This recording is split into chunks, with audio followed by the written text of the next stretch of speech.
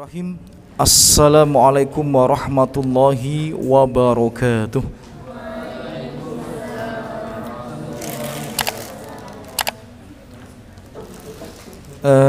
Tayyib, insyaallah akan kita mulai kajian kita pada sore hari ini, melanjutkan pembahasan kitab fikih, ya, di mana di pembahasan sebelumnya kita membahas macam-macam najis dan cara mensucikannya. Kita masuk pada pembahasan terakhir terkait cara mensucikan najis. Alhamdulillah, alhamdulillahilladzi bi ni'matihi tatimmus sholihat. Segala puji hanya pantas kita panjatkan kepada Allah yang karena rahmatnya semua kebaikan dapat terlaksana, semua kenikmatan dapat menjadi sempurna. Tidak lupa salawat serta salam senantiasa tercurahkan kepada Nabi besar kita Muhammad sallallahu alaihi wasallam, juga keluarganya, para sahabatnya, dan tentu saja umatnya yang senantiasa mengikuti langkah-langkah dan wasiat-wasiat yang telah beliau tinggalkan. Allahumma sholli wa sallim wa barik ala habibina al-mustafa Rasulillah Muhammad bin Abdullah wa ala alihi wa ashabihi wa man tabi'ahum bil huda ila yaumil qiyamah. Ya, kita akan membahas lanjutan bagaimana tata cara mensucikan najis, dan kita sampai pada bab al-istinja. Apa adik-adik? Al-istinja. Apa al-istinja itu? Apa? Al-istinja itu bahasa Indonesianya kalau mudah diterjemahkan adalah cebok. Nah, al-istinja itu apa? Cebok. Secara istilah dikatakan al-istinja itu izalatu ma kharaja minas subulain, membersihkan apa yang keluar dari subulain, dua jalan, bimain dengan air, au hajarin atau batu. Masya Allah. Jadi membersihkan apa saja yang keluar dari dua jalan. Dua jalan yang dimaksud adalah kubul dan dubur, ya, kubul dan dubur, ya, itu dua jalan yang dimaksud, ya. Mohon maaf kalau boleh kita sampaikan dengan bahasa yang lebih vulgar, ya, kalau tidak sopan, ya, kami mohon maaf, yakni lubang kemaluan dan lubang keluarnya kotoran. Jadi itu bisa disucikan, dibersihkan dengan air ataupun batu, au warok ataupun daun, au nahwiha atau hal-hal yang semacam dengan itu, ya. Itu artinya cebok atau al-istinja. Itu menunjukkan istinja itu tidak harus menggunakan air, ya. Karena disampaikan di sini tadi bisa dengan air, bisa dengan batu, bisa dengan daun atau yang semisal itu, ya. Itu pengertian, tapi akan kita bahas nanti hadisnya, ya. Ikhwati fillah rahimani wa rahimakumullah, ya. Sedangkan ada bahasa yang lain, ya. Jadi istinja itu bahasanya cebok, umum, bisa dengan air, bisa dengan batu, bisa dengan yang semisalnya. Tapi kalau cebok ada istilah yang lainnya, jika tidak menggunakan air itu namanya istijmar. Apa namanya? Istijmar. Ya, jadi kalau orang ceboknya tidak dengan air namanya istijmar. Ya, istilah yang lain. Ya. Hukumnya cebok itu apa sih? Ya, kita habis pipis, kita habis buang air besar, kemudian cebok, hukumnya apa? Hukumnya wajib. Ya, jika ditinggalkan ya dosa. Ya, kenapa? karena hadis yang sahih menjelaskan, riwayat Abu Dawud dan Nasai, wa idza dhahaba ahadukum ilal ghaid falyastatib bisalasati ahjar fa innaha tajzi anhu. Apabila kalian pergi untuk menuju ghaid, tempat buang air besar, maka hendaknya kalian cebok dengan menyiapkan 3 buah batu, karena dengan 3 buah batu itu akan mencukupi untuk mensucikannya. Dan ikhwati fillah rahimani wa rahimakumullah, sebagian ulama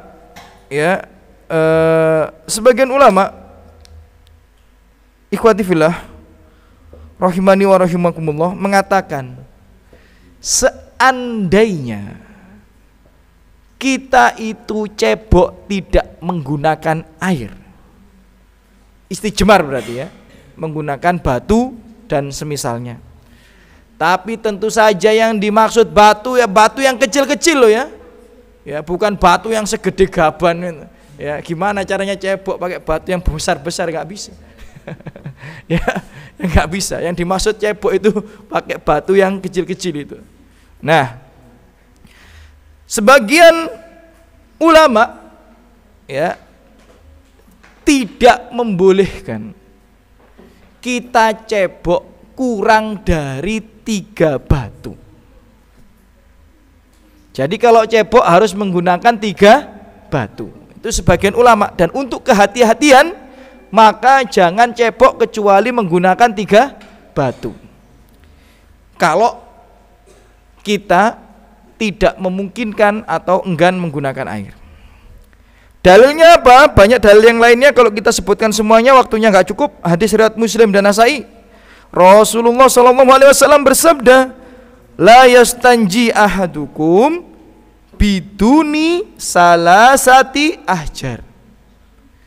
Tidak diperbolehkan salah seorang di antara kalian cebok kecuali ya, atau cebok jika tidak mempunyai 3 buah batu. Enggak boleh, kata Rasulullah SAW.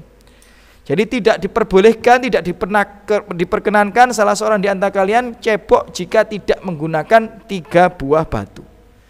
Dan ini berlaku kiasnya kepada selain daripada batu. Jadi kalau kita ke mall dicari, loh ini semprotan buat ceboknya nggak ada nih. Ya, adanya cuma kloset, kemudian buat pipis, adanya pencetan buat nyiram. Nah, terus ceboknya pakai apa? Adanya tisu. Maka tidak boleh pakai 1 tisu doang. Pakai 1 tisu nggak boleh. Ya, itu menurut sebagian ulama, dikarenakan apa? Hadisnya letterlek kayak gitu. Letterlek itu apa ya? Tekstualnya seperti itu. Dan ini untuk kehati-hatian mending kita ikut hadis ini. Karena hadisnya secara letterlek, secara sore, secara jelas bunyinya gitu. Tidak diperkenankan kalian itu cebok, salah seorang di antara kalian, jika tidak menggunakan 3 buah batu. Jadi kalau kita cebok dengan tisu, boleh apa tidak? Misal ini ada tisu, ada air mineral, tapi kita milih cebok pakai tisu, boleh apa tidak? Boleh apa tidak? Boleh. Jadi cebok mau pakai air, mau pakai tisu, mau pakai daun jati misalnya. Ya, ini kan misal ya, mau pakai daun jati, mau pakai tisu, mau pakai daun pisang, ya kan, mau pakai air, itu opsional, yakni boleh memilih. Kita pilih yang mana gak apa-apa, aman. Ya, kita pilih yang mana gak apa-apa. Ada daun jati, ada air. Wah, aku tak anti mainstream, tak mau cebok pakai daun jati. Suci apa tidak? Suci walaupun rodok gatel gitu ya. Ya, suci walaupun rodok gatel dedek tapi suci gitu ya. Karena kita nggak bahas gatelnya, kita nggak bahas kotornya, kita bahas hukumnya. Suci apa tidak? Maka hukumnya suci, gitu loh. Ya, jadi kita itu terkadang nggak usah bahas jijik Ustadz. Kok saya ngerasanya gak enak? Hukum itu nggak usah dilihat dari enak atau nggak enak gitu. Ya, hukum itu yang penting halal haram jelas. Ya, hukumnya itu jelas statusnya. Ini itu halal, ini haram, ini mubah. Ya, yang penting jelas status hukumnya. Urusan enak nggak enak itu, jijik nggak jijik itu relatif. Ya, kolam renang. Ya, ketika kita mau nyebur ke kolam renang, kita lihat ada anak kecil tiba-tiba pipis mancur ke kolam renang. Cur gitu misalnya. Najis gak kolam renangnya? Najis apa tidak? Ya, enggak. Kenapa? Karena ulama sepakat, ijma ulama sepakat, air kalau lebih dari 2 kulah kejatuhan najis, maka tidak menjadi najis. Tapi jijik enggak kita renang di kolam yang dikencingin orang? Jijik apa tidak? Ya, itu kan relatif gitu. Ya, jadi kadang kita nggak bahas masalah jijik atau tidaknya, tapi masalah hukumnya saja. Urusan jijik atau tidak jijik kembalikan kepada masing-masing. Ya, urusan jijik atau tidak jijik kita kembalikan masing-masing. Ya, kalau misal itu kalau urusan jijik atau nggak jijik repot nanti pembahasannya. Karena teman-teman saya di Ambon itu, ya kalau kita makan leher sama kepala ayam, makan ceker ayam Mas Andi diketawain. Ini serius ini. Jadi kayak teman-teman anak yang dari Ambon itu, saya karena dulu kan nggak punya uang, kalau beli lauk itu leher sama kepala gitu. Diketawain. Leher sama kepala kok dimakan? Perut ayam diketawain, perut ayam kok dimakan? Ya. Kenapa? Karena bagi mereka leher, kepala ayam, perut ayam itu jijik. Nah, bagi kita orang Jawa, ya biasa, malah didol nang pasar. Gitu ya. Tapi kebalikannya, bagi kita kalau makan ikan, kan perut ikan kan kita buang. Tapi orang Ambon kalau makan ikan, perut ikannya nggak dibuang. Perut ikannya ikut dimasak. Dimasak, diasapi, dipepes, perut ikan itu. Bagi kita jijik, bagi mereka enak. Jadi kalau bahas masalah jijik, setiap tempat itu culture-nya beda-beda. Setiap orang ya rasanya kriterianya juga beda-beda. Jadi gak kita bahas masalah jijik atau tidak jijik, kita bahas masalah hukumnya. Ya, kita bahas masalah apa? Hukumnya. Intinya ada air atau tidak ada air itu opsional, jadi nggak apa-apa. Beda dengan wudu.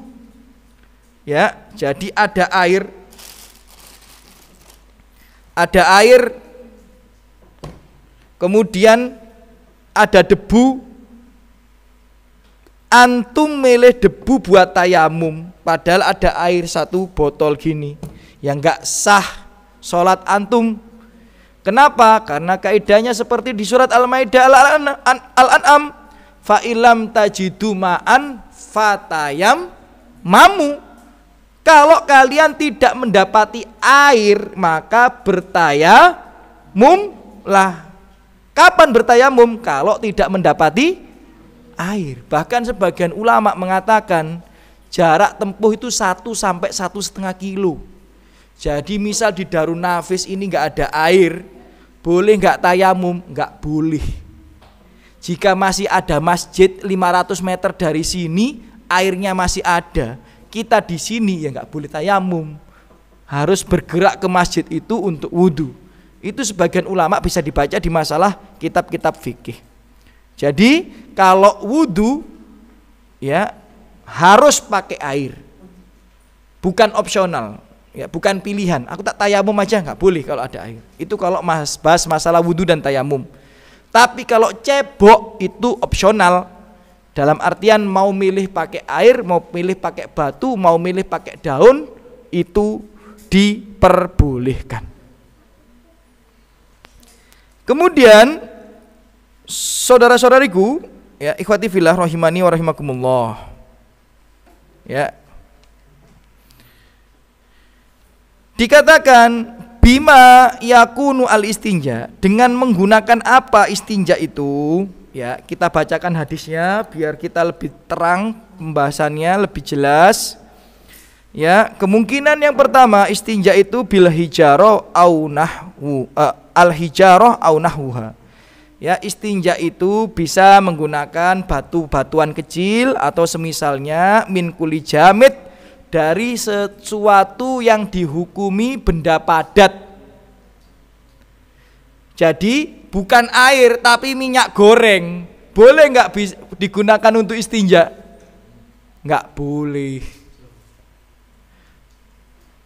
Boleh cebok pakai kopi? Loh, ini serius ini ilmu ini.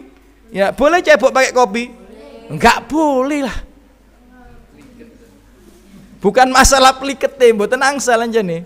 Ya, karena dia bukan air dan bukan sesuatu yang padat. Ya, jadi kalau mau selain air harus batu atau semisalnya yang padat.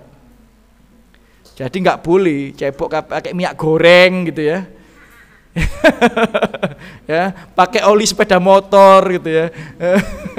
Ya, cebok pakai minyak goreng, pakai oli sepeda motor gitu ya. Pakai kopi, pakai teh nggak boleh gitu ya. Jadi kalau nggak ada air maka pilihannya adalah batu atau benda padat. Ya, daun, tisu boleh. Ya. Ya. Muzil lin najazah, yang bisa digunakan untuk membersihkan najis. Ghairu muhtaromin, yang tidak diharamkan. Nah, ini pinter emang. Ulama itu nek nulis pinter Mas. Jadi semuanya itu langsung detail. Jadi kalau nggak pakai air maka pakai batu atau semisalnya yang merupakan benda padat. Tuh, jadi langsung diklasifikasikan dengan benar gitu. Jadi kalau nggak pakai batu maka pakai benda padat, jangan pakai benda cair gitu. Cukup apa tidak? Tidak, harus bisa digunakan untuk membersihkan kotoran dan tidak diharamkan. Tuh, maksudnya tidak diharamkan itu bagaimana? Ya, tidak diharamkan ya. Maksudnya nanti akan ada pembahasan di sini.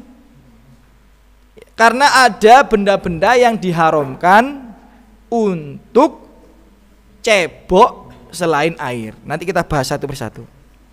Nah,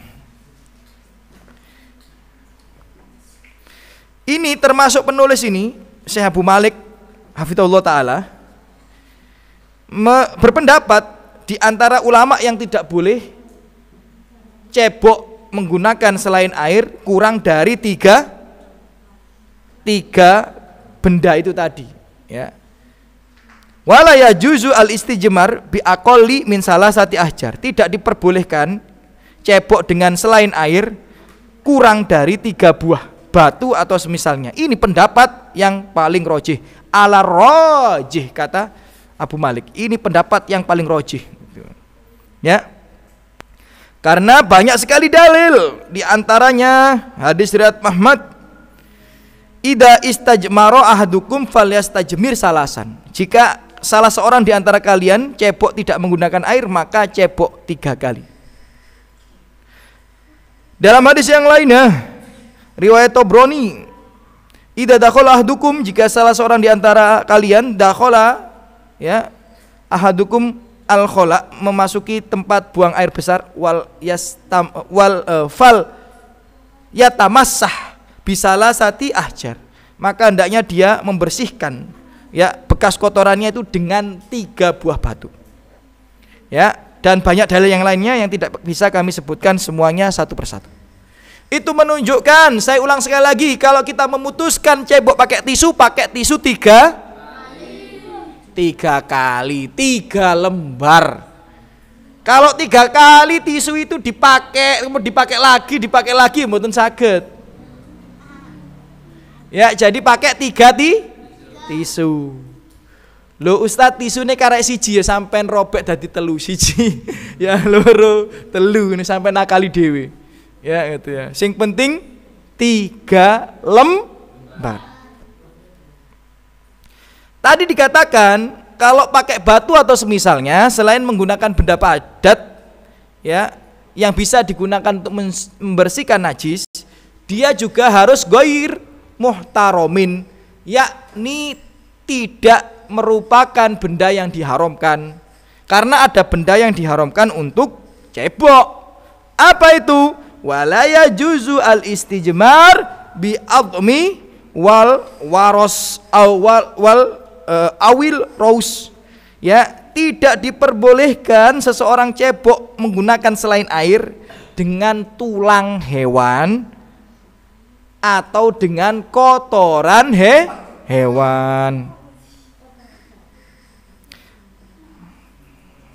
La tastanju, kata Rasulullah SAW, jangan kalian cebok bil rous dengan kotoran hewan, wala bil idham, dan juga dengan tulang belulang. Jangan. Fa innahu zada ikhwanukum. Fa innahu zad, ya, ini zatu atau zatun ikhwanukum. Sesungguhnya tulang belulang dan kotoran hewan itu adalah salah satu makanan yang dikonsumsi saudara-saudara kalian. Siapa saudara-saudara kita yang dimaksud Rasulullah? Yakni jin. Jadi jin itu makannya apa? Tulang dan kotoran hewan. Tapi ojo dipikir nemen-nemen, aku tak ngumpulno tulangi pitik rek, tak makani jinku. Gak usah dipikir nemen-nemen. Ya. Ya, aku tak ngumpul tulange pitik, tak gawe pakane jinku. Sapa sing ngingoni jin itu bareng. Ya, gak usah dipikir nemen-nemen gitu. Karena ada orang tanya sama Ustadz juga seperti itu. Kalau nggak salah ada videonya Ustadz Khalid, Mas Andi. Ya, jadi boleh nggak kalau kita makan nggak langsung kita buang, ya kemudian kita berikan dengan niat ngasih makan jin dan lain sebagainya. Nggak usah bertanya sesuatu hal yang tidak bermanfaat untuk dunia dan akhirat kita. Dalam riwayat yang lainnya, Rasulullah itu pernah memerintahkan sahabat, ini hadis riwayat Bukhari, untuk mencari 3 batu buat ceboknya Nabi. Nah, ketika Nabi dikasih 1, 2 itu masih batu. Yang nomor 3 dikasih kotoran hewan yang sudah kering. Kotoran hewan yang sudah apa? Kering. Maka Rasulullah menolak itu. Dalam riwayat itu potongan kotoran keledai yang sudah kering. Maka Rasulullah menolak itu.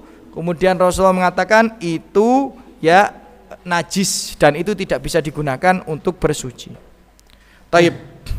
Kemudian ya jadi tadi itu ya istinja, cebok itu bisa yang pertama menggunakan batu atau semisal daripada itu. Yang penting itu benda padat, bukan benda cair.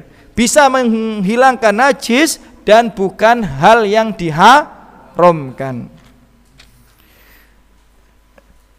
Dengan apa seseorang bisa cebok? Yang nomor 2 ya al istinja bil ma, cebok menggunakan air gitu.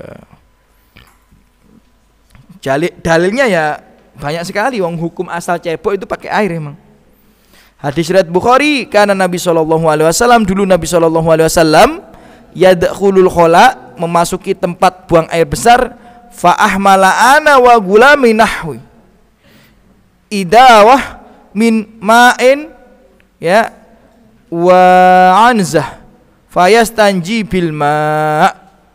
Anas bin Malik ya dulu pernah bersama Nabi, kemudian dia menyiapkan air di baskom untuk mohon maaf ceboknya Nabi Muhammad SAW. Pertanyaannya, dulu sudah ada kamar mandi apa belum? Ada toilet umum apa belum? Belum.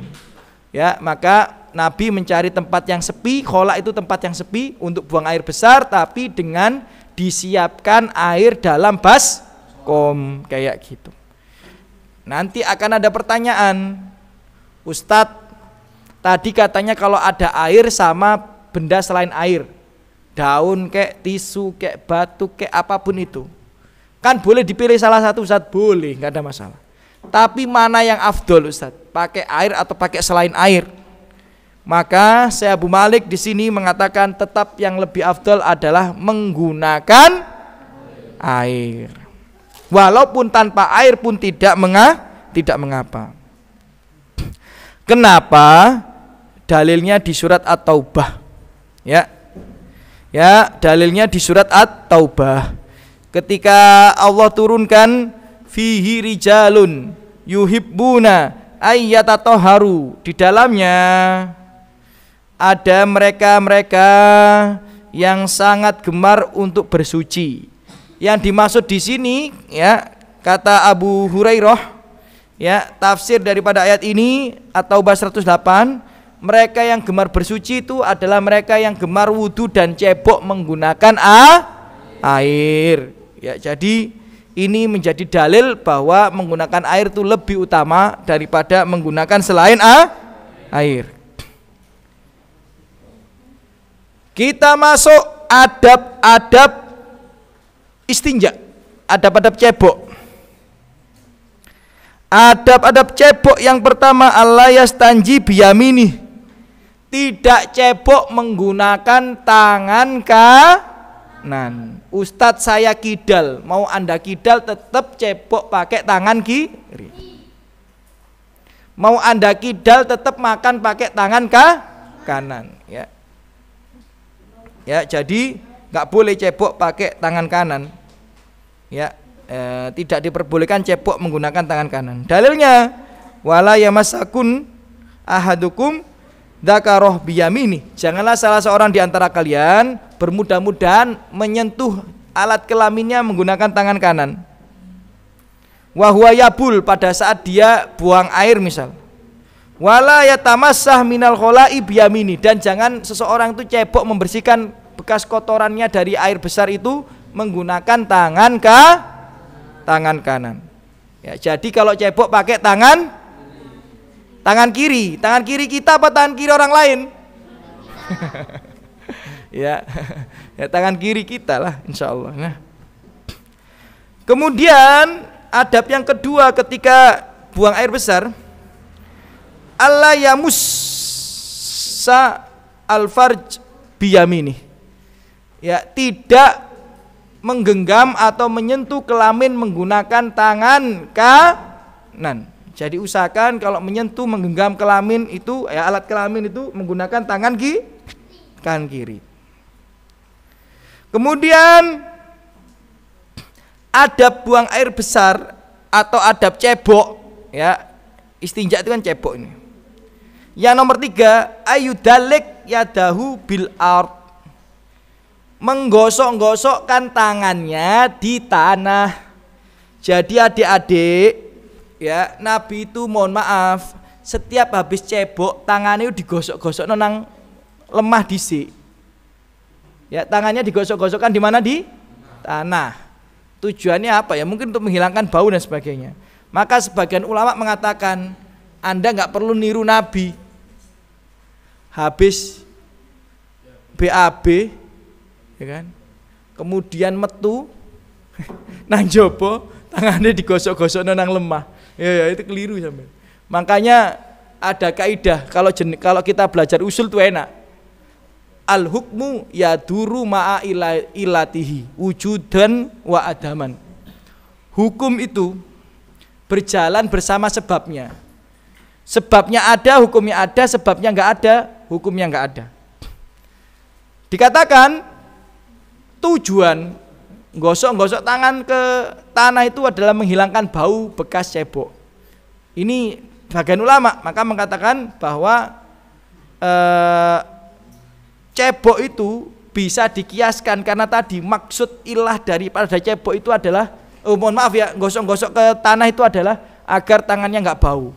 Maka zaman sekarang kalau jenengan wudu ya, buang air besar, kemudian cebok, kemudian cuci tangan pakai sabun, maka sama hukumnya. Ya, intinya untuk menghilangkan bau bekas cebok buang air besar.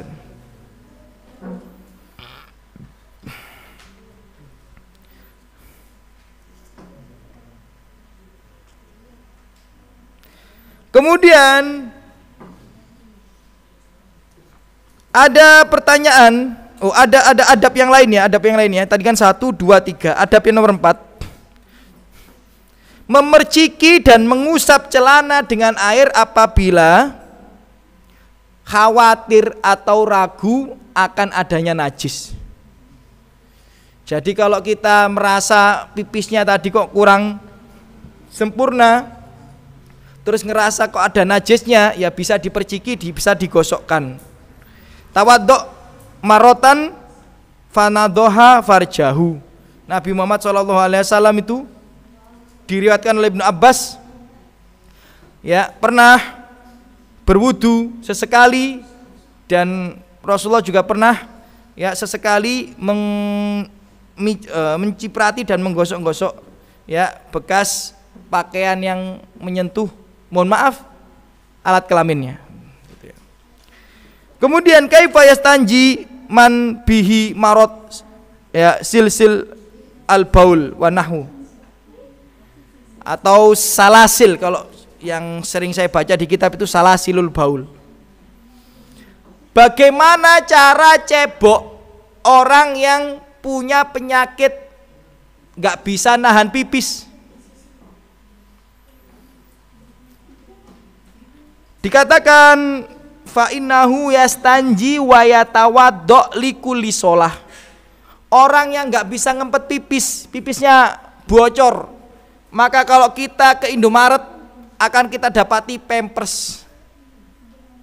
Ya, ini yang sering beli Pampers oleh anakku sik wae sing cilik-cilik ini. Ya. Jadi Pampers nanti akan kita dapati ada Pampers ukurannya XXXL Mas Andi gitu.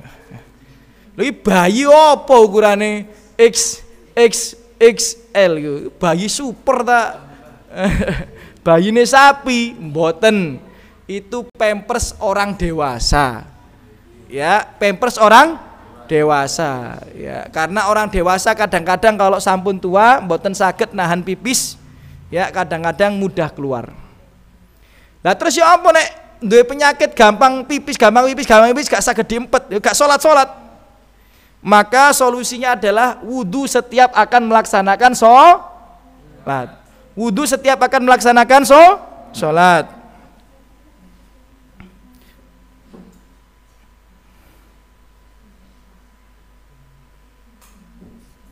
Kemudian dalilnya mana? Ada hadis riwayat Bukhari. Seorang perempuan, ya, dikatakan di sini punya penyakit darah istihadah. Jadi darah istihadah itu darah yang bukan darah haid, bukan darah nifas, tapi keluar dari kemaluan wanita terus menerus. Maka Rasulullah bersabda, hadis riwayat Bukhari, innama dzalika irkun, itu dari setan, itu penyakit. Walaisat bil haidah, itu tidak digolongkan darah haid. Faida akbalat al haid fada'is sholah, jika datang haid kepadamu maka tinggalkan sholat. Jika datang haid padamu maka tinggalkan sholat. Faida dabaha kudroha faksili anki adam wasolli, jika sudah mulai hilang, ya, tanda-tanda haid itu, maka mandi junublah dan sholatlah. Kemudian Rasulullah menambahkan summa tawaddo'i li kulli sholah hatta yajzi' dalikal waqt, maka kamu, wahai sahabat perempuan Rasulullah SAW, ya, diwajibkan atasmu berwudu setiap akan melaksanakan sholat. Jadi orang yang punya penyakit keluar darah bukan darah haid atau nggak bisa nahan pipis, maka setiap akan sholat dia berwudu. Jadi nggak bisa digabungkan antara wudu maghrib dengan wudu isyaknya, nggak bisa. Padahal kita sering gabung tuh, maghrib wudu mboten batal, isya dilanjutkan. Tapi nggak bisa kalau orang punya penyakit, ya, salasil baul, ya, yakni air kencing yang nggak bisa ditahan lagi.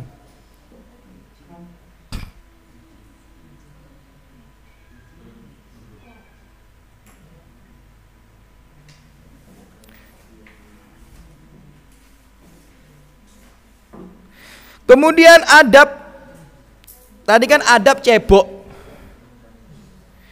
Ini adab buang hajat. Beda ya, kalau tadi adab ceboknya, ini adab buang hajatnya. Adab buang hajat at-tasattur wal ba' anin nasi la siyama fil khola. Ya, menutup area buang hajat, menjauhi manusia, apalagi kalau pipis bukan di kamar mandi. Ya, di tempat-tempat yang bukan kamar mandi, menjauhi manusia. Jadi kalau mandi, kalau mau buang hajat, dianjurkan pintunya ditutup. Siapa di sini kalau mau pipis atau BAB pintunya masih nggak ditutup? Ya, ayo. Ada yang masih nggak ditutup kalau pipis? Nah, keliru itu ya. Ya, ditutup ya. Yaitu perintah Rasul. Ya. Kalau itu bukan di kamar mandi, maka menjauhi kerumunan manusia.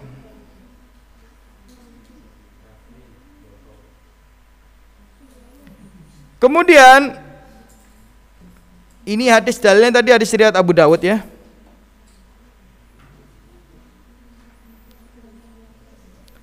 Rasulullah ketika mau buang hajat, Rasulullah menjauhi sahabat-sahabatnya sampai orang tidak melihatnya. Yaitu sunnah Rasulullah SAW. Adab buang hajat, tidak buang hajat dengan berzikir kepada Allah atau ya menyibukkan diri dengan zikrullah, enggak boleh. Ya, kalau buang hajat ya jangan ngaji. Ya, ya mentang-mentang besok ujian tahfidz gitu, buang hajat sambil murojaah Al-Qur'an, mboten angsal, enggak boleh.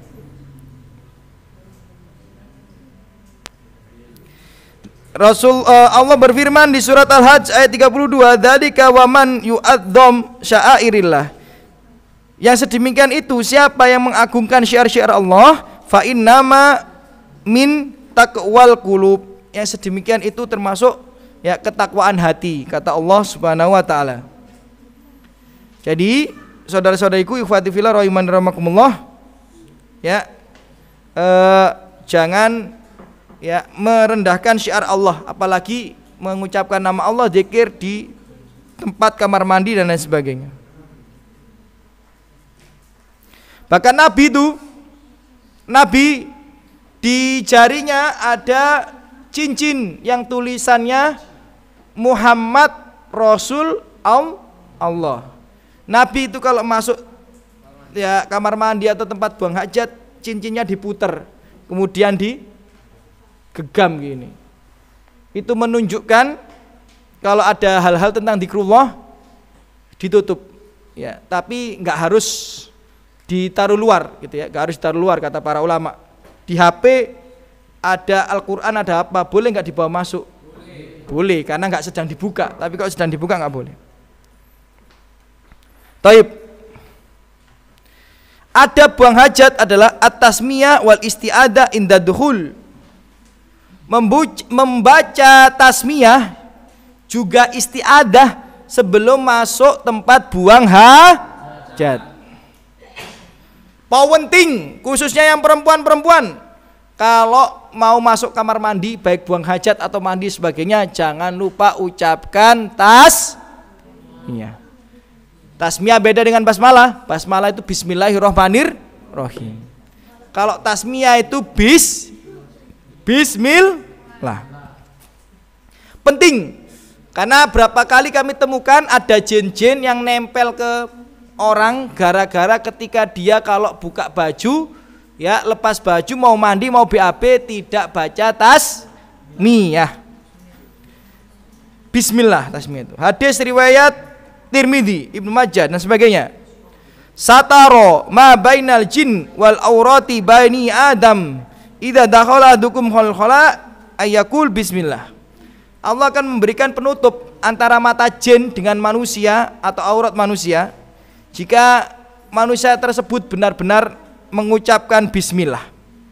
Jadi mengucapkan bismillah jin nggak bisa lihat aurat kita. Dan dianjurkan juga sebelum masuk kamar mandi berlindung kepada Allah. Tuh, berlindung pada Allah kok bismillahirrahmanirrahim. Apa doa perlindungan kepada Allah yang disunahkan sebelum mandi? Sebelum masuk kamar mandi, sebelum buang hajat, sebelum mandi junub. Allahumma inni a'udzu bika minal hubusi wal ba'is. Nah, itu. Ya, jadi baca bismillah, kemudian Allahumma inni a'udzubika minal khubusi wal khaba'is. Di antaranya adab masuk kamar mandi adalah taqdimur rijl al yusra fit dukhul, mendahulukan kaki kiri saat masuk kamar mandi. Ya. Jadi masuk masjid itu pakai kaki kanan, tapi kalau masuk kamar mandi pakai kaki yang penting nggak loncat atau gulung-gulung ya keluarkan jelas kan, kalau masuk masjid kaki kanan, keluar masjid kaki kiri, masuk kamar mandi kaki kiri, keluarnya kaki kanan. Ya, itu sunnah Rasulullah Shallallahu Alaihi Wasallam. Ya, jadi adab yang keempat itu adalah mendahulukan kaki kiri saat masuk, kaki kanan saat keluar. Tapi dari hadis ini, hadis-hadis yang semisal ini, saya itu bisa melihat orang itu cinta sunnah apa enggak. Dari mana Ustadz? Asal kita tahu ya, kita ada adik perempuan ini, ada adik laki-laki nih. Adik perempuan itu disunahkan mau pakai kaos kaki itu kanan apa kiri dulu? Mau pakai sepatu kita sama yang ada adik perempuan kanan apa kiri dulu? Pakai sandal kanan apa kiri dulu? Keluar masjid kiri apa kanan? Tadi pakai sandal kaki kanan, tapi keluar masjid kaki kiri. Apa gak bingung sampean? Ya. Keluar masjid kaki kanan apa kiri? Kiri. Tapi pakai sandal kaki. Padahal kita keluar masjid biasanya langsung pakai sandal. Makanya orang yang cinta sunnah itu keluar masjid nggak langsung pakai sandal. Keluar masjid kaki kiri ngidei sandal, des. Kemudian pakai sandal kaki kanan, set. Baru pakai sandal kaki kiri, set. Nah, itu orang yang cinta sunnah. Jadi perhatikan tuh, orang-orang yang cinta sunnah itu. Biasanya itu kalau keluar masjid kaki kiri gak langsung pakai sandal, disik sandali, set, kemudian pakai kaki kanan, set, baru pakai kaki kiri, set. Nah, ini cinta sunnah itu. Ya, kata para ulama bisa dilihat dari situ. Orang yang cinta sunnah kalau wudu gak mungkin grojok, gak mungkin. Karena Nabi muring-muring, Nabi marah. Orang yang wudu tabjir mak itu ya, mubadir terhadap air, marah-marah. Ya, jadi kadang-kadang itu kita bisa melihat sunnah dari hal-hal yang kecil. Ya.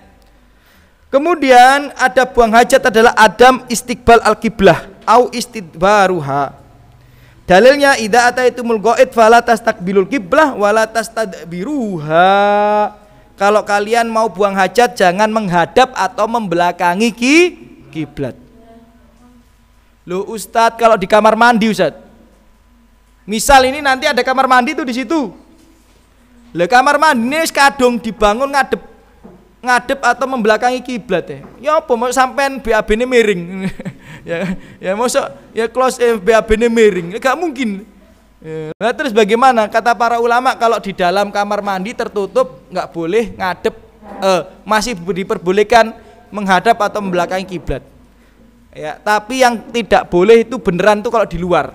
Kalau di dalam kamar mandi sebagian mengatakan boleh.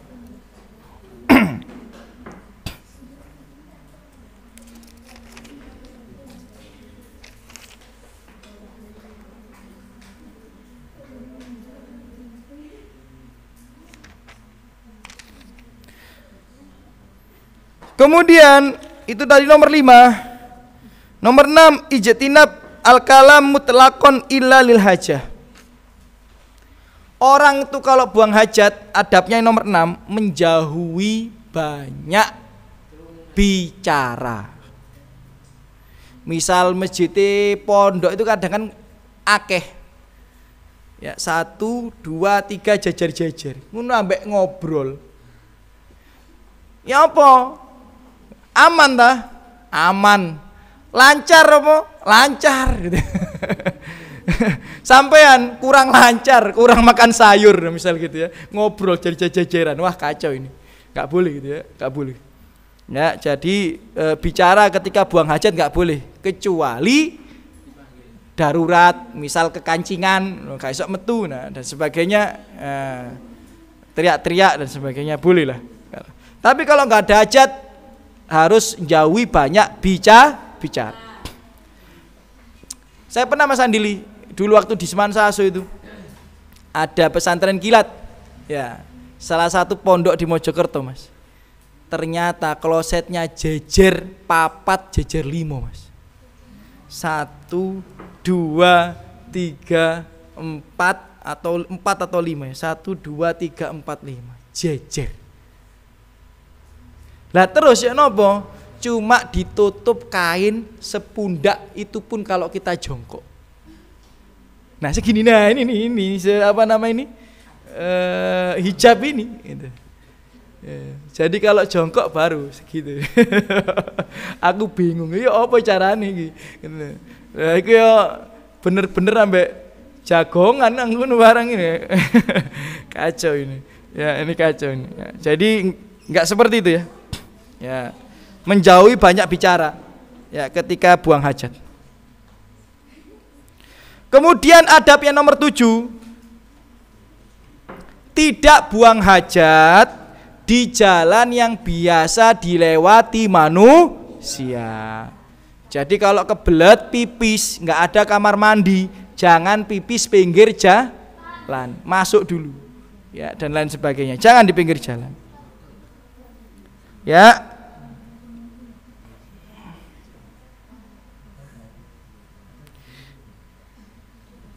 Rasulullah bersabda, ittaqu allainaini, berhati-hatilah kalian daripada dua lainain. Apa allainain itu? Alladzina yatakhalla fit tariqun nas au fi zillihim. Dua orang yang dilaknat itu kata Rasulullah adalah, satu orang yang buang hajat di jalan manusia, dan orang yang buang hajat di tempat berteduh manusia.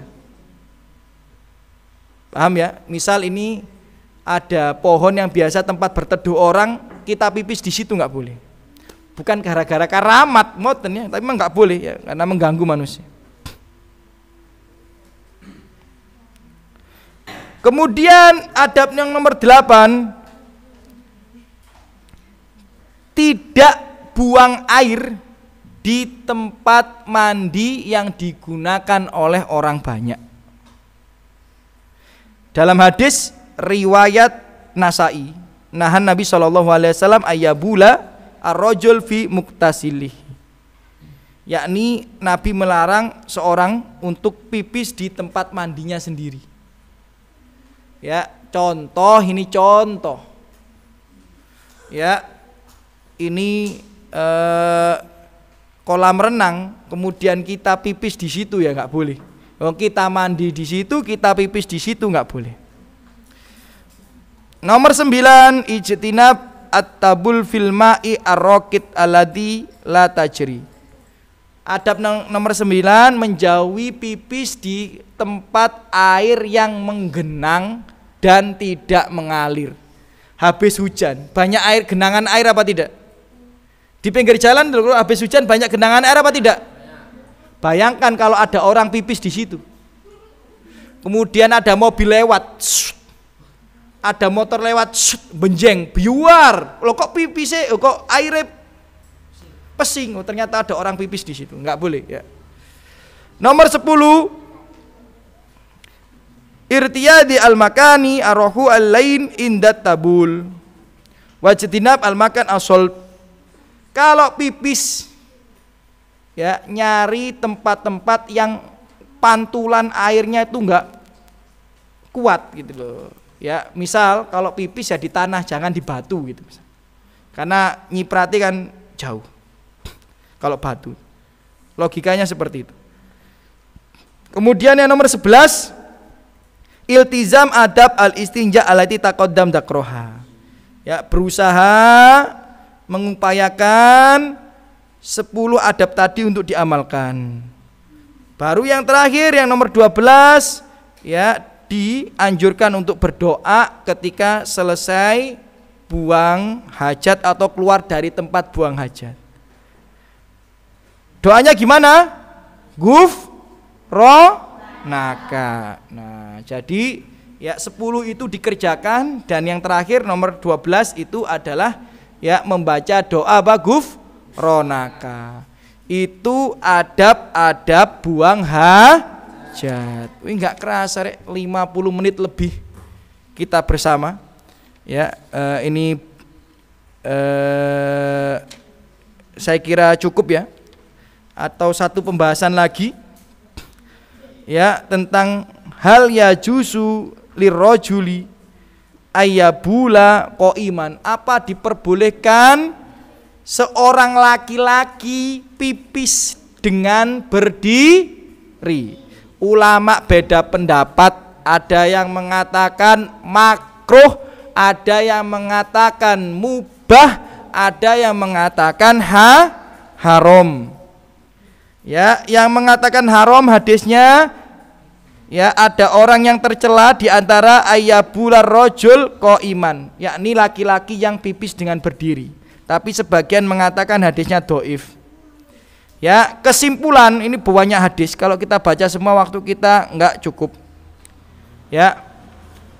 Penulis di sini lebih condong kepada mubah. Ini enggak ada bedanya orang pipis berdiri sama pipis jongkok. Ya, yang penting nggak kayang ini pipisnya. Ya, jadi nggak ada bedanya. Tapi kok saya cenderung pada hukum orang pipis berdiri itu makruh. Orang pipis berdiri itu apa? Makruh. Jadi kalau bisa jongkok. Ya, karena Nabi sebagaimana banyak dalam riwayat, ya sering, ya kalau pipis itu jongkok atau setengah jongkok. Ya, jadi usahakan yang seperti itu. Tapi kalau ada orang pipis dengan berdiri, ya tidaklah dihukumi sebagai orang yang berdosa. Sebagaimana orang yang minum sambil berdiri itu tidak dosa. Saya ulang sekali lagi, orang minum sambil berdiri itu tidak dosa. Tapi minum sambil duduk dianjurkan. Karena Nabi kalau minum seringkali dengan duduk. Pipis dengan berdiri tidak dosa, tapi pipis dengan duduk dianjurkan, atau pipis dengan jongkok dianjurkan, setengah jongkok setengah duduk dianjurkan, karena Nabi pun pipisnya seperti itu. Tapi orang yang pipis sambil berdiri tidak dosa. Jangan langsung dijat, lu kok pipisnya berdiri sih? Dosa enggak. Lu kok minumnya berdiri sih? Dosa enggak. Minum berdiri itu enggak dosa. Tapi bukan berarti saya nyuruh antum minum berdiri, enggak. Tetap dianjurkan duduk, tapi enggak dosa. Yang dosa itu perempuan enggak pakai kaos kaki, itu dosa. Kalau sudah balik itu dosa. Jadi harusnya kalau ada perempuan minum berdiri sama perempuan enggak pakai kaos kaki, yang dinasehati yang minum apa yang enggak pakai kaos kaki? Yang enggak pakai kaos kaki. Ya, tentu saja di hadapan yang bukan mahram. Kalau sama wanita ya enggak apa-apa. Ya. Jadi terkadang kita salah kaprah gitu ya. Padahal enggak dosa, kita anggap itu dosa. Ya, padahal enggak dosa tapi dianggap dosa. Ya, insya Allah nanti di pertemuan berikutnya ini penting, kita akan membahas tentang sunnah fitrah. Apa sunnah fitrah? Ya, baru setelah itu kita bahas ya. Kemudian sunnah fitrah itu sebenarnya agak panjang, tapi kita bahas secara ringkas saja. Ya, setelah sunnah fitrah insya Allah semoga Allah mudahkan ya, satu pertemuan langsung kita gabung antara sunnah fitrah dengan pembagian dan macam-macam hukum air. Sunnah fitrah dan pembagian juga macam-macam hukum air. Baru setelah itu nanti ya bahas tentang wudu, cara wudu Nabi itu seperti apa. Ya, sudah 55 menit kita bersama. Ya, apabila ada salah kata, sikap sebagainya itu kurang saya pribadi, lebihnya dari taufik Allah Subhanahu wa taala. Ya, alhamdulillah salatu wassalamu ala Rasulillah. Semoga yang hadir di sini Allah balas dengan sebaik-baiknya balasan, diangkat derajatnya, diampuni dosanya, limpahkan rahmat rezekinya, semua hajatnya dimudahkan Allah Subhanahu wa taala. Diangkat masalah musibah yang menimpa dirinya pun keluarganya, dimasukkan di surga oleh Allah Subhanahu wa taala. Kita tutup dengan doa kafaratul majelis. Subhanakallahumma bihamdika asyhadu an la ilaha illa anta astaghfiruka wa atubu ilaik. Assalamualaikum warahmatullahi wabarakatuh.